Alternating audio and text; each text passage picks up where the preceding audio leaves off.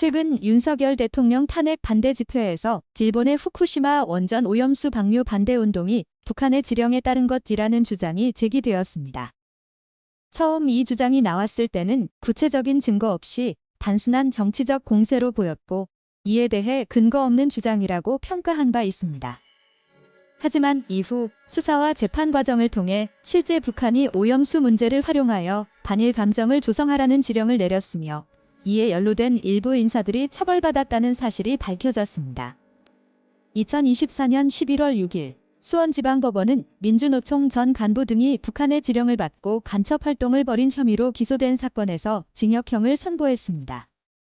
재판 과정에서 북한 지령문 89건과 이들이 북한에 보낸 보고서 13건이 증거로 인정되었습니다.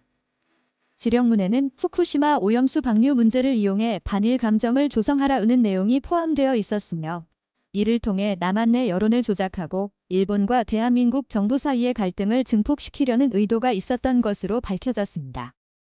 그러나 이러한 사실이 드러난 것은 북한이 전략적으로 오염수 이슈를 정치적으로 이용하려 했다는 점을 보여줍니다.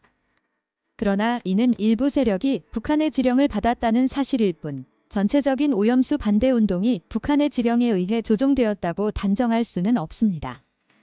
오염수 방류 반대는 대한민국뿐 아니라 전 세계적으로 논란이 된 이슈입니다.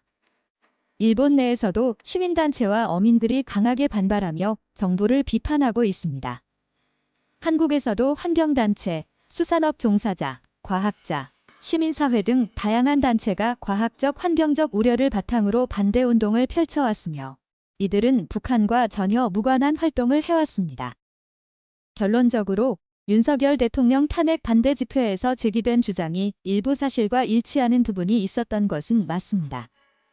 그러나 이것이 모든 오염수 반대 운동이 북한의 지령에 의해 조종되었다는 증거는 아닙니다.